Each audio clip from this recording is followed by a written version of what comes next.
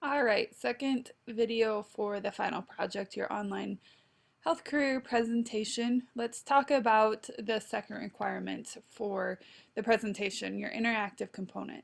So this interactive component is anything that someone can watch, can do, can play, that is relevant to the career that you have chosen. So I've put some examples here of things that I have found on the internet that apply to some different healthcare careers. So the first one is occupational therapy. So I a link here to this activity, but this is a case study on arthritis and occupational therapy. So the person can then go through this activity and be interactive with it and learn more about what an occupational therapist would do. So that's one example. Another example here is an orthopedic surgeon.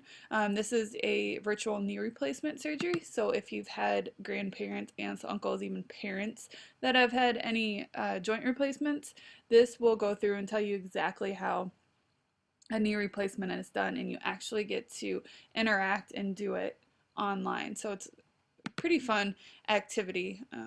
So this could be something for orthopedic surgeon. It could also be something for someone going into physical therapy because you would deal with patients who have had total knee replacements. The last example I give here is for nursing. In nursing, you have to do a lot of conversion and math when you're looking at dosages for medications and IVs. And so this activity takes you through how to do different conversions in nursing math and gives you some examples and talks about the metric system and how it's used. And then you can go through some different questions and quizzes to learn more about the conversion rates in nursing and in medicine. So those are just a couple of examples that I have found. You can be very creative on your own. You can always find YouTube videos about your career, or if there's a specific part of your career, you can find a YouTube video about that'll explain it.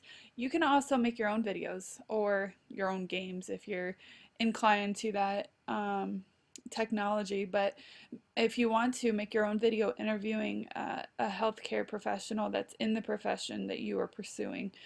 So be creative with it again. You'll put it onto the presentation. You can either put it on as a link or you can embed it like in Prezi and the Google Docs. I know that you can embed them so that they're right there in the presentation. So those are your requirements, the information that is required, and then also the interactive component for the presentation. Now, like I stated previously, you're going to have to cite all of your sources and your references. So you need a variety of resources. So you'll look at a variety of websites or documents or pamphlets or whatever it may be. And so you're going to add these resources as a list on the very last page of your presentation, or like in the Prezi, the very last slide of the presentation. And all of it has to be in APA format. We use APA format because that is what is used in the medical field. It is what you guys will use in college, and it's what you guys will use if you do any research working as a healthcare professional. And so I put a resource here that will help you with APA formatting and how you list your references. So this gives you, if you have the author, and then if you go over to this list over here, it'll give you more options for helping you list your APA format. So if you got it, an article in a magazine or a periodical, most of you are probably going to use this electronic source for citing your references. So use this as a guide to help you as you're building that resources page. And you have to have this. You cannot just copy and paste the URL of the website that you got the information from. You have to have it in APA format, otherwise you won't receive your points for it. So the due date. Your presentation is going to be due to me, submitted to me by Wednesday, May 13th.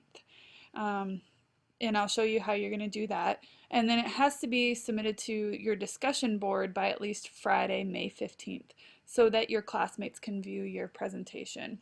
It can be done before this, but these are just the final dates. Again, making sure that it's public so that everyone can view it.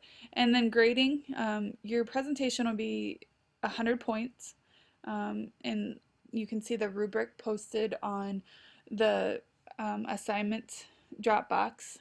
And then you'll receive points also for the discussion where you're going to post your presentation and then comment on at least 2 of your classmates' presentations. So a total of 100 points for the final project. Now, how do you submit the final project? So your presentation is going to be due to me by Wednesday the 13th.